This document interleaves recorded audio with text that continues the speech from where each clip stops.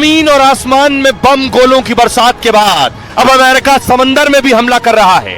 समंदर से अमेरिकी सेना ने एक शिप पर ऐसा हमला किया कि 80 ईरानी लोगों की मौत हो गई।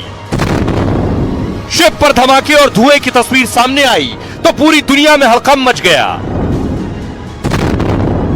क्योंकि अमेरिका ने भारत से लौट रहे जहाज पर श्रीलंका के पास हमला किया और यह दिखा दिया कि ट्रंप की सेना ईरान के जहाज और उनकी सारी ताकत को हर हाल में खत्म करने में जुटी है। और दुनिया के किसी भी कोने में ईरानी ताकत हो या ईरानी कमांडर, वो ट्रंप के रडार से बचेंगे नहीं। अब यह देखिए, अमेरिका ने अटैक किया है और मिसाइल सीधे शिप पर। ईरान और इजराइल जंग की आग श्रीलंका तक पहुंच गई है। एक ईरानी जहाज पर पनडुब्बी से हमला किया गया। जहाज पर हमला अमेरिकी पनडुब्बी से किया गया बताया गया। जहाज पर हमले में 80 लोगों की जान चली गई है।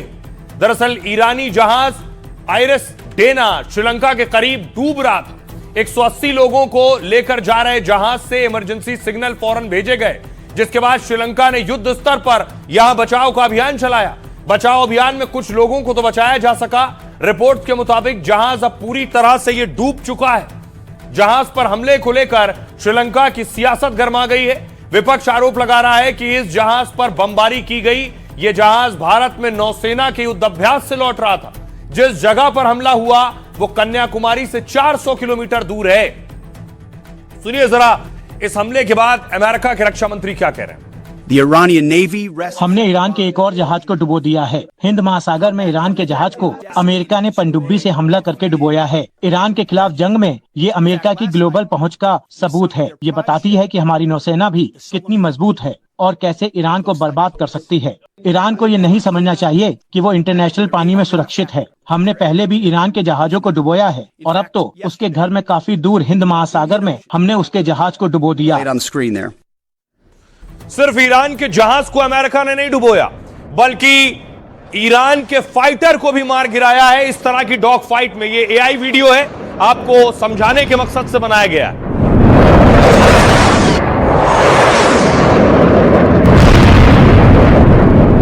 दरअसल इजराइल और ईरान का जहाज आसमान में था। दोनों आमने सामने आए, दोनों के बीच डॉग फाइट हुई। एक के पीछे दूसरा, दूसरे के पीछे पहला। और इस डॉग फाइट में इजरायली फाइटर ने, जो अमेरिका से लिया गया फाइटर था F-35, उससे ईरान के फाइटर को मार गिराया है।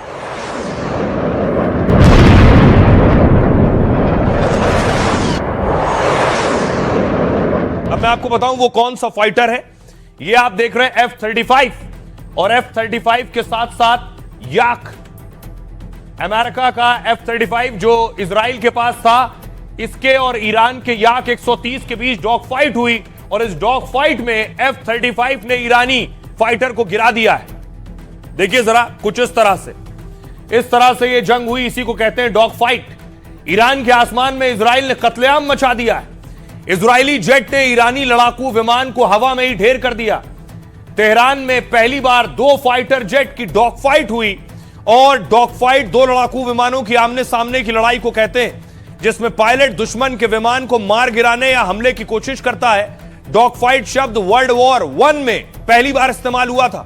एक दूसरे का पीछा करते विमान डॉग फाइट जैसे दिखाई देते हैं और यह है वो विमान जिसने मारा है F-35।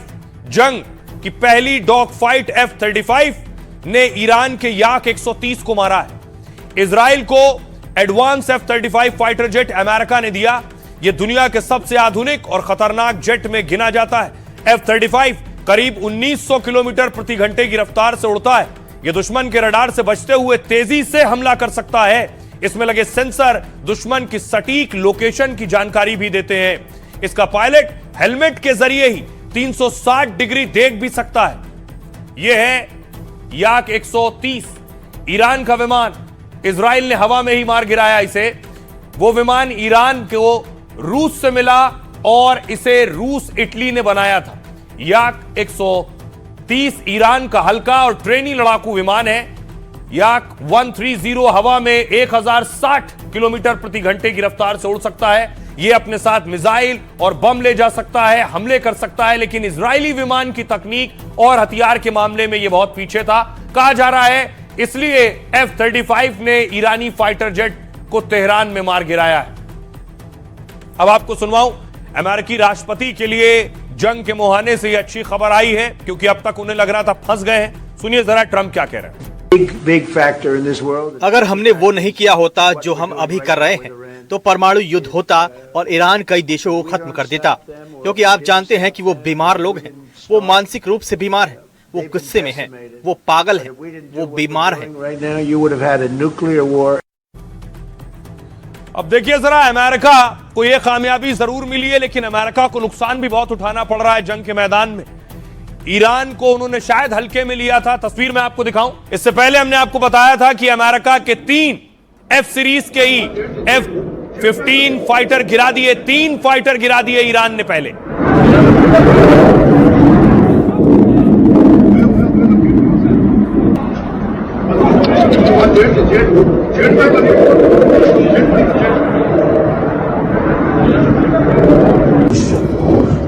طيارة حربية طيارة حربية شوف شوف شوف شوف अब खबर यह आई कि एक और फाइटर गिरता हुआ नजर आया। दावा ऐसा किया गया कि यह चौथा F-15 फाइटर गिरा है अमेरिका का।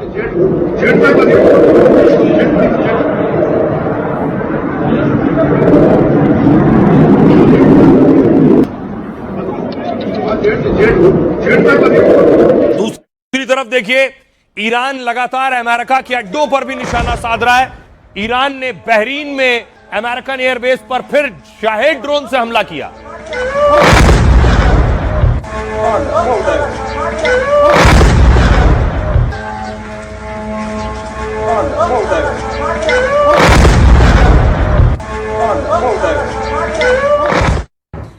बहरीन में हमला किया तो अमेरिका के दुबई में दूतावास पर अटैक किया गया।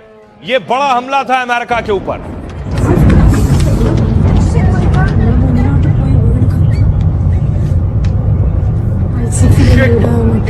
निकल। जो भी ठिकाने अमेरिका के मुस्लिम देशों में हैं, चाहे वो दुबई हो, बहरीन हो, कुवैत हो, कतर हो, उस पर ईरान अटैक कर रहा है। ये अमेरिकी दूतावास पर दुबई में हमला है। अमेरिकी दावे के हिसाब से उनके 6 सैनिक मारे गए। ये अमेरिका के 4 सैनिक, 4 जवान ट्रंप के, जो अब तक इस हमले में मारे गए हैं। ईरान बेशक बड़ा दावा कर रहा है कि हमने और ज्यादा जवान मार गिराए हैं। देखिए जरा अमेरिका को जो अब तक नुकसान हुआ। खबरें हैं कि जंग में अमेरिका का चौथा विमान भी मारा गया है।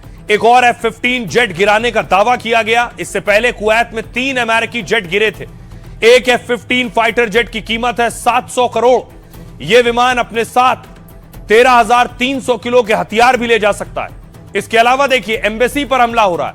दुबई में अमेरिकी दूतावास पर बड़ा हमला हुआ। ईरानी ड्रोन के हमले के बाद दूतावास में आग लग गई। दुबई की मीडिया ने इस हमले की पुष्टि करते हुए कहा कि हमले के बाद आग बुझा ली गई है। आग लग गई थी जिसे बुझाया गया। फिलहाल हमले में किसी के घायल होने की खबर नहीं है। पाकिस्तान में अमेरिकी दूतावास में तोड़फोड़ की गई। रडार सिस्टम तबाह कर दिया गया। अमेरिका का दावा है कि ईरान ने ड्रोन से कतर में रडार पर हमला किया है, जिससे तीसरी आंख कहे जाने वाले रडार को नुकसान पहुंचा है। AN/FPC-132 ballistic missile early warning radar था ये, जो मध्य पूर्व में यूएस के सबसे अहम रडार सिस्टम में से एक है। 2013 में लगे रडार की कीमत करीब 9,000 करोड़ रुपए बताई जाती है, जो रडार 5,000 किलोमीटर की रेंज में दुश्मन के हथियार का पता लगा लेता है। इसके अलावा डिस्ट्रॉयर पर भी अटैक हुआ है अमेरिका के। ईरान ने समंदर में अमेरिकी डिस्ट्रॉयर पर हमला कर दिया। IRGC का दावा है कि कई मिसाइलें उन्होंने दागी हैं, जिसके बाद आग लग गई थी। धुएं का गुबार उठता दिख रहा था। सैनिकों की मौत। अमेरिका ने इस युद्ध में अब तक 6 सैनिक खो दिए। अमेरिकी सेंट्रल कमांड ने 6 सैनिकों के मारे जाने की पुष्टि भी की है। सुनिए जरा, क्या अमेरिका इस जंग में जाकर फंस गया है? क्या अमेरिका ईरान को कम आंक रहा था? सुनिए क्या कह रहे हैं एक्सपर्ट्स। अमेरिका जब भी कोई भी लड़ाई लड़ता है, वो लड़ाई के बाद उसको फायदा ज्यादा होता है। देखिए यूक्रेन वॉर के अंदर क्या हुआ। इन्होंने काफी पैसा खर्चा किया, लेकिन पैसा खर्च करने के उन्होंने अपने हथियार बेचे। अमेरिका की जो इकोनॉमी है उसमें उनका डिफेंस प्रोडक्शन का जो इकोसिस्टम है वो बहुत बड़ा भागीदारी है। इस लड़ाई के अंदर जो भी हथियार, हवाई जहाज देखिए, मिसाइल देखिए, ड्रोन देखिए, जो भी इस्तेमाल हो रहे हैं एक प्रकार का डिमॉन्स्ट्रेशन, लाइव डिमॉन्स्ट्रेशन है। और इस लड़ाई के बाद जब भी ये खत्म होती है, इन हथियारों की डिमांड पूरे वर्ल्ड ओवर बढ़ जाएगी, क्योंकि हथियार बनाने वाले देशों में अमेरिका सबसे आगे है और उसकी जो इनकम है सबसे ज्यादा हथियारों से होती है। और साथ ही साथ इतना 18 लाख करोड़ का जो डॉलर का जो आप बजट बता रहे हैं, खर्च होगा या नहीं होगा तो मालूम नहीं, खर्च हो भी जाता है तो इतनी बड़ी रकम अमेरिका के लिए नहीं है। वो दूसरे तरीकों से इस रकम को बाहर निकाल लेंगे, तो मेरे ख्याल से लगता नहीं है उनकी इकोनॉमी पे इतना असर पड़ेगा। तो अमेरिका को नुकसान भी हो रहा है बेशक, और क्या अमेरिका को यह जंग बहुत महंगी पड़ने वाली है? क्यों कह रहा हूं मैं?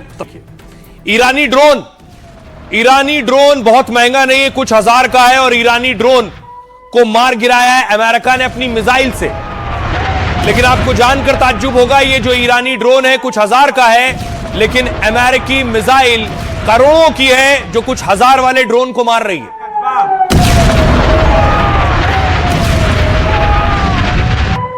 अमेरिका ईरान पर हमला करने के लिए महंगी टोमाहॉक मिसाइल को दाग रहा है, जिसमें अमेरिका लाखों करोड़ रुपया खर्च कर रहा है।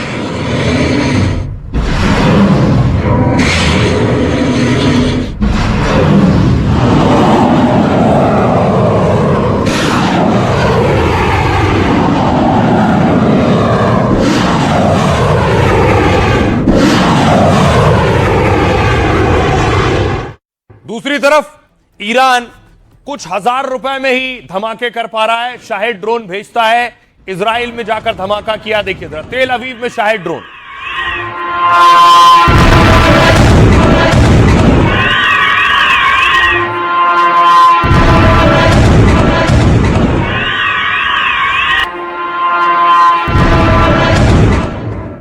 अब देखिए कैसे अमेरिकी मिसाइल पर भारी पड़ रहे हैं ईरानी ड्रोन। ये है वो ड्रोन। ईरानी ड्रोन पूरे मिडिल ईस्ट और इजराइल में तबाही मचा रहा है। अमेरिकी सैन्य अड्डे, तेल कंपनियों को भारी नुकसान पहुंचा रहा है। अमेरिका एयर डिफेंस सिस्टम से ईरान के काफी ड्रोन को नाकाम कर रहा है। उसने ईरान के 90% से ज्यादा ड्रोन मिसाइल गिराने का दावा किया है, लेकिन 18 लाख रुपए के ड्रोन गिराने के लिए 36 करोड़ की मिसाइल दागनी पड़ रही है। 18 लाख का यह ड्रोन और 36 करोड़ की मिसाइल इंटरसेप्टर। ईरान के पास दुनिया का सबसे खतरनाक शाहिद 136 ड्रोन है। इसकी स्पीड जो है 200 किलोमीटर और रेंज 2000 किलोमीटर तक है, यानी पूरे मिडिल ईस्ट और इजराइल तक यह हमला कर सकता है। ईरान के पास ऐसे 80,000 से ज्यादा खतरनाक ड्रोन है। दावा है कि ईरान की कोशिश है जंग में अमेरिका को थकाया जाए, ताकि खाड़ी देशों और अमेरिका के पास मौजूद इंटरसेप्टर मिसाइलें कम होती जाएं, खत्म होती जाएं। एक रिपोर्ट में कहा गया कि कतर के पास 4 दिन का ही इंटरसेप्टर बचा है, यानी 4 दिन तक ही ऐसे ड्रोन कतर मार सकता है। उसके बाद ईरान कतर पर अमेरिकी बेस पर और हथियार दाग सकता है।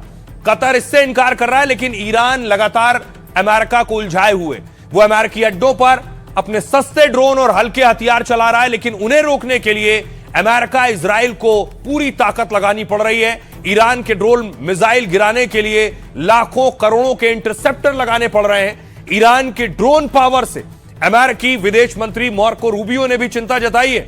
उन्होंने कहा था अमेरिका हर महीने में 5 से 7 इंटरसेप्टर ही बना सकता है, लेकिन ईरान हर महीने 100 से ज्यादा मिसाइल और हजारों ड्रोन बनाता है। सुनिए जरा इस जंग पर भारतीय सियासतदान क्या कह रहे हैं। युद्ध नहीं होता है। युद्ध कभी तरक्की खुशहाली नहीं लाता है। युद्ध से नुकसान होता है। समाजवादी लोग युद्ध के पक्ष में नहीं रहे हैं और युद्ध खत्म होना चाहिए। आज की पीढ़ी को जो देखने को मिल रहा है कि कहीं राष्ट्रपति अपहरण हो जा रहे हैं, कहीं पूरे के पूरे नेता या उनके स्टेट हेड एक साथ मार दिए जाते हों, लाखों लोग वॉर में मर चुके हैं, हजारों मरने जा रहे हैं, पहले भी मरे हैं फिर मर रहे हैं, तो युद्ध कभी हमें विकास के रास्ते पर नहीं ले जाता है। युद्ध का स्वार्थ क्या है? युद्ध का स्वार्थ जिस समय जनता समझ जाएगी, उस समय ताकतवर को भी पहचान जाएगी कि ताकतवर अपनी ताकत बढ़ाने के लिए युद्ध कर रहा है। शाह रजा पहलवी जब वहां से बोल रहे थे, ट्रंप को पता नहीं था कि अमेरिकन प्रेसिडेंट न्यू इट। अब आपको लग रहा है कि हालात वो नहीं है जो सोच के आपने किया था। जाहिर तौर पे it's a message to you, don't mess with the territorial integrity and sovereignty of other nations. अपने वेनेजुएला में किया, आप अमेरिकन पूरी की पूरी जो अगर मैं कहूं जो एक इंपीरियलिज्म का इतिहास रहा है, आप उसको और खतरनाक मोड़ तक लेके गए थे, बट यू हैव रियलाइज्ड युद्ध कभी भी अच्छा नहीं होता है और युद्ध रुकना चाहिए, लेकिन कुछ लोगों की सनक के कारण पूरा विश्व आज बहुत खतरनाक मोड़ के ऊपर खड़ा हुआ है। लेकिन ईरान चारों तरफ मिसाइलें दाग रहा है। क्या वो मुस्लिम देशों में अमेरिका के बेस हो या इजराइल हो या फिर जहां से तेल गुजरता है वहां भी मिसाइल दाग रहा है। कोई भी तेल का वेसल शिप अब तक गुजर नहीं पाया। ईरान कह रहा है यहां से मैं किसी को जाने नहीं दूंगा, यहां से सिर्फ चीन के शिप ही तेल लेकर जा सकते हैं। दुनिया का 20% तेल यहीं से जाता है, भारत का 60% तेल यहां से जाता है और चीन का 50%। ईरान कह रहा है सिर्फ चीनी ऑयल वेसल ही जाएंगे यहां से। कल मैंने आपको बताया था इस रास्ते के बारे में, देख रहे हैं आप, Iraq, Kuwait, Bahrain, Qatar, UAE, Oman, यहीं से तेल निकलता है। उधर ईरान है, ईरान से 33 किलोमीटर का समंदर है। ईरान ने वहीं बार बार मिसाइल दाग रहा, कह रहा है किसी का शिप तेल वाला यहां से टैंकर नहीं गुजरने दूंगा। लेकिन चीन पर मेहरबान है, ईरान ने स्ट्रेट ऑफ हॉर्मूज पर पूरा कंट्रोल का दावा किया है और उधर से गुजरने वाले टैंकरों पर हमले कर रहा है। ईरानी मीडिया के मुताबिक 10 टैंकरों को निशाना बनाया गया है। ऑयल टैंकरों पर हमले मिसाइल या ड्रोन की मदद से किए जा रहे हैं। ईरान स्ट्रेट ऑफ हॉर्मूज को पहले ही वॉर जोन बता चुका है। इससे पहले ईरान ने अमेरिकी जहाज डिस्ट्रॉयर पर हमला किया था। जब डिस्ट्रॉयर पर हमला हुआ वो एक टैंकर से ईंधन भर रहा था। इस बीच ईरान ने चीन के जहाजों को छूट का ऐलान किया है। चीनी जहाजों को स्ट्रेट ऑफ हॉर्मूज से गुजरने की इजाजत होगी। ईरान ने चीन के मजबूत समर्थन के बदले यह ऐलान किया है। दूसरी ओर अमेरिका ने टैंकरों को सुरक्षा देने का ऐलान किया है। ट्रंप ने कहा अगर जरूरत पड़ी तो अमेरिकी नौसेना की तैनाती होगी। साथ ही अमेरिका ऑयल टैंकर्स को उचित कीमत पर बीमा भी देगा। एक रिपोर्ट के मुताबिक खाड़ी क्षेत्र में करीब 200 टैंकर फंसे हुए हैं। अमेरिका ने यहां बीमा देकर यहां भी अपना धंधा देख लिया। सुनिए जरा अमेरिकी कमांडर क्या कह रहे हैं। In this capacity, I lead America ने अब तक ईरान के 17 युद्धपोत, जिनमें एक पनडुब्बी भी शामिल है, उसे डुबो दिया है। अरब सागर, हॉर्मुज स्ट्रेट और ओमान की खाड़ी में अब कोई ईरानी जहाज नहीं बचा है। ईरान की एयर डिफेंस क्षमता को भारी नुकसान पहुंचाया है। सैकड़ों बैलिस्टिक मिसाइल लॉन्चर और ड्रोन नष्ट कर दिए गए। जवाबी कार्रवाई में ईरान ने 500 से ज्यादा बैलिस्टिक मिसाइल और 2000 से ज्यादा ड्रोन दागे, जिनका निशाना नागरिक क्षेत्र रहे। ईरान की सैन्य क्षमताएं लगातार कमजोर हो रही हैं, जबकि अमेरिकी सैन्य ताकत क्षेत्र में बढ़ती जा रही है।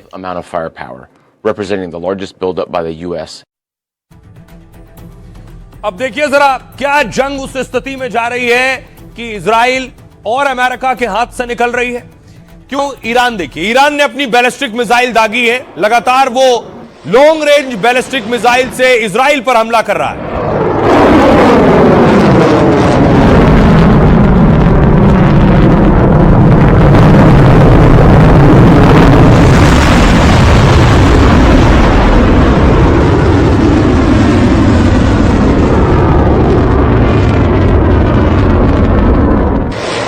और ये सारी मिसाइलें जाकर इजराइल में गिर रही हैं, इजराइल में हिट कर रही हैं।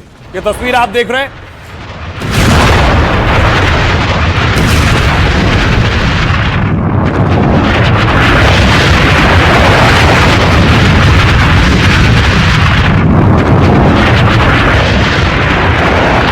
ईरानी मिसाइल के आगे इजराइल में बहुत से डिफेंस सिस्टम जो अब तक उनकी ताकत माना जाता था वो फेल हो रहा है। इजराइल के दूसरे शहरों में, खासतौर से राजधानी में, ये तेल अवीव में आकर ईरानी मिसाइल हिट हुई है। ईरानी मिसाइल ने आकर हमला किया है।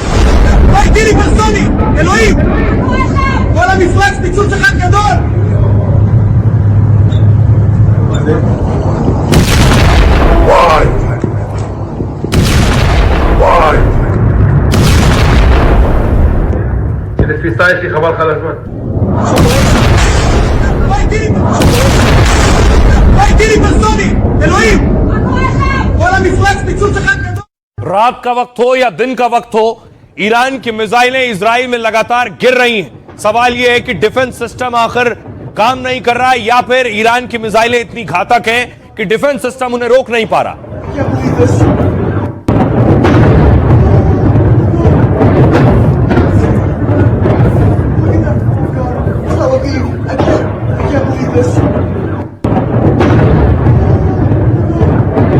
जो लोग ईरान में सत्ता के खिलाफ लड़ना चाहते हैं, खमनेई के खात्मे के बाद ट्रंप ने एक और प्लान बना लिया है। अब ट्रंप ने ईरान में मनचाही सत्ता स्थापित करना चाहते हैं। रिपोर्ट के मुताबिक ट्रंप का प्लान है कि ईरान में जन विद्रोह को भड़का दिया जाए। अमेरिकी खुफिया एजेंसी CIA विद्रोहियों को हथियार देने को तैयार है। वो ईरानी विद्रोहियों को ट्रेनिंग देने की भी तैयारी कर रहे हैं ताकि ईरान के अंदर ही बगावत हो, गृहयुद्ध जैसे हालात बन जाएं। ईरान के अंदर बगावत का प्लान का बड़ा टारगेट है कुर्दिश आर्मी। आपको बता दें कि कुर्द जो है इराक और तुर्की बॉर्डर पर रहने वाला एक समूह है। इनकी संख्या 2.5 से 3.5 करोड़ है जो एक अलग राष्ट्र की मांग करते हैं बॉर्डर्स पर ही कई इलाकों को मिलाकर। रिपोर्ट के मुताबिक अमेरिका ने कुर्द नेताओं से बात की। कहा जा रहा है कुर्द सैनिक जमीनी स्तर पर ऑपरेशन चलाएंगे। जंग के बीच ईरान लगातार कुर्द समूहों पर हमला कर रहा है।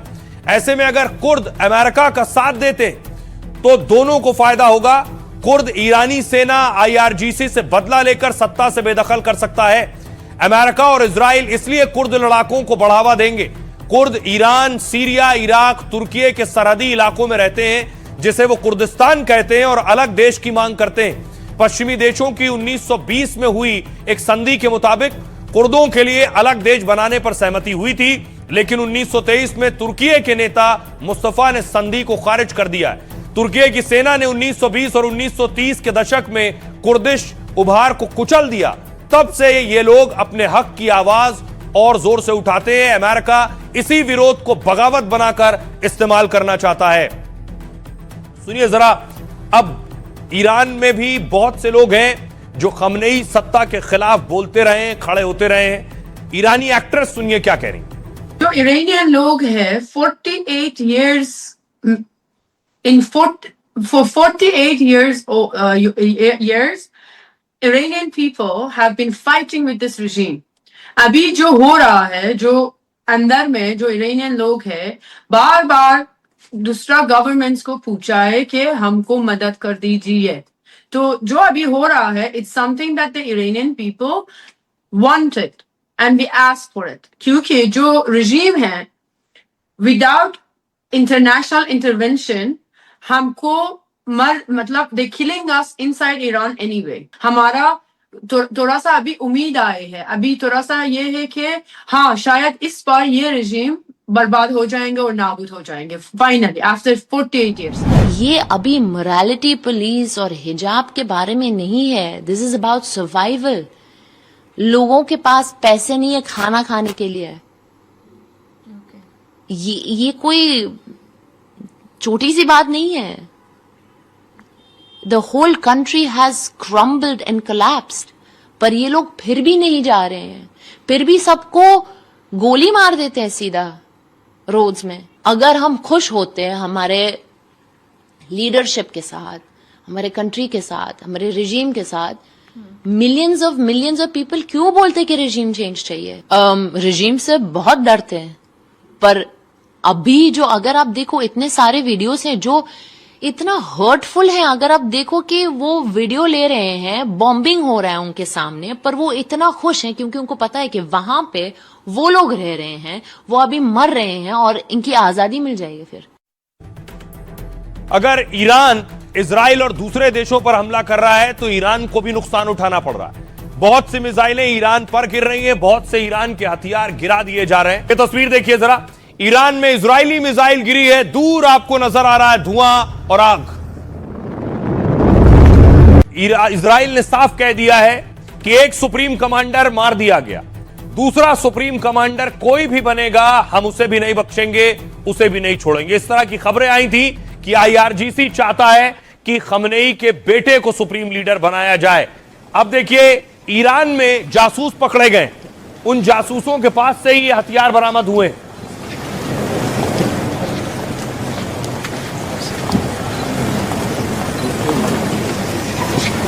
गोला बारूद, पैसा, बुलेट्स और ये राइफल्स, मैगजीन, ये जासूस के पास से बरामद किए गए। एक बात साफ है कि जिस तरह से हिजबुल्लाह के खिलाफ या हमास के खिलाफ करता रहा इजराइल, जो भी नया लीडर बना उसे मार दिया गया। अब वो कह रहा है कोई और सुप्रीम लीडर बनेगा ईरान का, उसे भी हम मार देंगे। ईरान के सुप्रीम लीडर रहे खमनेई के वारिस भी खतरे में हैं। धमकी देते हुए इजराइल ने खुद इसका ऐलान कर दिया है।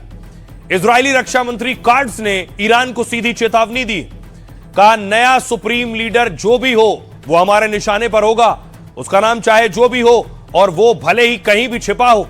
इजराइल ने कहा ईरान की आतंकी सरकार जिस भी नेता को इजराइल को नष्ट करने की योजना जारी रखने, आजाद दुनिया को धमकाने, क्षेत्र के देशों को डराने और ईरान के लोगों पर अत्याचार करने के लिए चुनेगी जिस भी नेता को, वो साफ तौर पर खत्म किए जाने के लिए हमारा निशाना होगा। ऐसा करने के लिए इजराइल ने फोर्स को तैयार रहने को कहा है। वैसे लगभग तय है कि खमनेई का बेटा ही सुप्रीम लीडर बने। मुश्तबा खमनेई को सर्वोच्च नेता बनाने की खबरें भी आ रही। दावा है कि विशेषज्ञों की समिति ने उनके नाम पर मोहर लगाई है, लेकिन अब तक कोई आधिकारिक ऐलान नहीं किया गया है। ये खमनेई के सुपुत्र हैं। 56 वर्षीय मुश्तबा की IRGC और बासित फोर्स में खासी पकड़ है। मुश्तबा 2009 में सरकार विरोधी प्रदर्शनों को कुचल चुके हैं। मुश्तबा कई सालों से अपने पिता के नेटवर्क में सक्रिय रहे हैं। सामने कम आते हैं लेकिन वो अंदर खाने पीछे से बहुत प्रभावी माने जाते हैं। कई सालों से उन्हें सुप्रीम लीडर बनाने की ट्रेनिंग भी दी जा रही थी। उनकी ताजपोशी में परिवारवाद और जान का खतरा बड़ी अड़चन रहा है। सुनिए जरा खमनेई के पूर्व सलाहकार क्या कह रहे हैं। अमेरिका, इजराइल और ईरान के संघर्ष का पूरी दुनिया पर असर पड़ रहा है। हम जंग रोकने के लिए तैयार हैं, हम बातचीत के लिए भी तैयार हैं, लेकिन बातचीत गरिमापूर्ण तरीके से होनी चाहिए, न कि ईरान पर कोई दबाव बनाने के लिए। हम न सिर्फ अपनी रक्षा कर रहे हैं बल्कि सिर्फ अपना अधिकार मांग रहे हैं और कुछ भी नहीं। तो न अब तक नया सुप्रीम लीडर बना है इस डर से कि वो इजराइल और अमेरिका के टारगेट पर होगा, ना अब तक सुप्रीम लीडर खमनेई का सुपुर्द खाक हुआ है, यानी ना अब तक उन्हें दफनाया गया है। उसके लिए बाकायदा उनकी वो अंतिम विदाई दी जाएगी, इसकी तैयारी थी।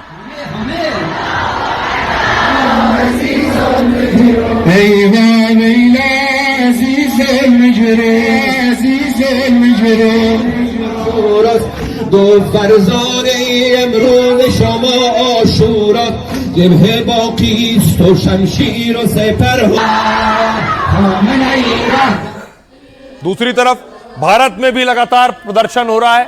शिया समुदाय के लोग प्रोटेस्ट कर रहे हैं। ये श्रीनगर की तस्वीर आप देख रहे हैं।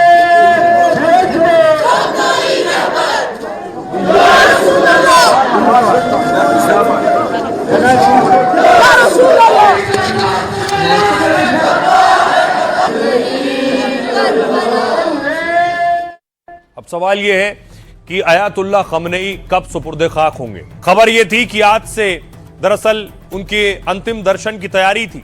जंग के बीच ईरान में सुप्रीम लीडर का जनाजा निकलेगा। अयातुल्लाह खमनेई को दफनाने की तैयारी की जा रही है। ईरान के मशहद शहर में उन्हें सुपुर्द खाक किया जाएगा। ईरान की सरकारी न्यूज एजेंसी फार्स ने दावा किया है कि खमनेई को इमाम रजा की दरगाह के पास दफनाया जाएगा। खमनेई का जन्म भी मशहद शहर में 1939 में हुआ था। मशहद ईरान का दूसरा सबसे बड़ा और पवित्र शहर है, जहां इमाम रजा की दरगाह पर लाखों लोग आते हैं। मशहद शिया मुसलमानों के लिए बड़ा धार्मिक केंद्र है, इसलिए खमनेई का उनके गृहनगर में अंतिम संस्कार होगा। हालांकि मशहद में उनको कब दफनाएंगे यह अभी तक तय नहीं है। वैसे आज रात 10 बजे से ही अंतिम संस्कार की पहले तैयारी थी। आज से 3 दिन के लिए उनके पार्थिव शरीर को अंतिम दर्शन के लिए रखा जाना था, लेकिन किसी वजह से अंतिम दर्शन का कार्यक्रम रद्द कर दिया गया। IRGC की ओर से एजेंसी ने अव्यवस्था को इसकी वजह बताया है। हालांकि जल्द ही नई तारीख और समय का खुलासा किया जाएगा। दावा है IRGC अपने सुप्रीम लीडर के लिए बड़ा जलसा करेगी। खमनेई के जनाजे को ऐतिहासिक बनाने की तैयारी भी हो रही है। IRGC एक बड़े विदाई समारोह में खमनेई को आखिरी सलामी देगी, लेकिन लाखों की भीड़ जमा होगी तो हमले का भी खतरा होगा उसमें।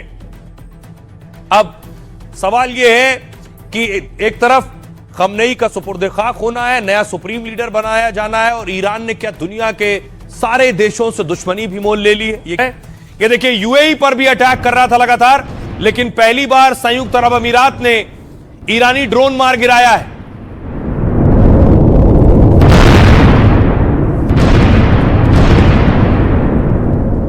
यूएई ने दावा किया कि उन्होंने ईरान का शाहेद ड्रोन गिरा दिया है। दूसरी तरफ ब्रिटेन में भी जो बेसेस हैं उस पर भी ड्रोन देखा गया, तो ब्रिटेन ने भी ईरानी ड्रोन गिरा दिया।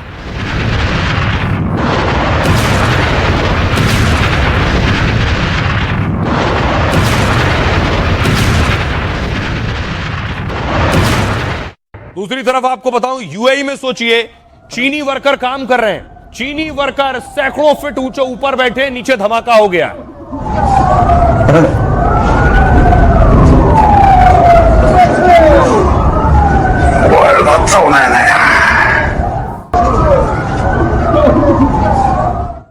अब आपको बताऊं, जो ममदानी अब तक अमेरिका के खिलाफ बोल रहे थे, वो ममदानी अब ईरान को भी आईना दिखा रहे हैं। उनको लेकर बहुत से लोग उनकी पीठ थपथपा रहे थे कि अमेरिका के मेयर क्या। न्यूयॉर्क के जो मेयर जोरान ममदानी ट्रंप विरोधी माने जाते हैं, वो अब ईरानी हुकूमत पर भड़के हैं और ईरानी सरकार को क्रूर कहा है। ममदानी ने कहा ईरान की सरकार अपने ही लोगों पर अत्याचार करती है। इस साल ईरान में सरकार ने हजारों लोगों को सिर्फ इसलिए मार डाला क्योंकि वो ईरानी हुकूमत से अपने हक और आजादी की बात कर रहे थे। भले ही मैं युवा मेयर हूं, लेकिन सत्ता के लिए ईरान का नरसंहार याद है। ईरान जो जंग लड़ रहा है उसका अंजाम बहुत खतरनाक होगा। बाकायदा सरकार एक खास ऑपरेशन चला रही है। क्या सरकार की अरब देशों से भारतीयों के लौटने का सिलसिला जारी है। कई देशों से अब तक सैकड़ों लोग अपने घर लौट चुके हैं। हालांकि मिडिल ईस्ट में करीब 1 करोड़ हिंदुस्तानी रहते हैं। ऐसे में ज्यादातर लोगों तक मदद पहुंचाने का काम जारी है। हमलों के बीच लोग भारतीय दूतावासों में संपर्क कर रहे हैं। इसके लिए मोदी सरकार ने स्पेशल कंट्रोल रूम बनाया है, जिसका ऐलान भारतीय विदेश मंत्रालय की ओर से किया गया। सुबह 9 से रात के 9 बजे तक लोग यहां संपर्क कर सकते हैं। सरकार ने इसके लिए बाकायदा हेल्पलाइन नंबर भी जारी किए हैं। कंट्रोल रूम के टोल फ्री नंबर पर कोई भी संपर्क कर सकता है, यानी भारत में रहने वाले जिनके बच्चे या परिजन वहां फंसे हैं। हालांकि मिडिल ईस्ट के 12 देशों के लिए भी नंबर जारी किए गए। सऊदी अरब, ईरान, इजराइल, हर जगह भारतीय संपर्क कर सकते हैं। एयरलाइंस भी फंसे हुए यात्रियों को निकाल रही है। उड्डयन मंत्रालय ने बताया कि आज 58 उड़ानें संचालित हो रही हैं।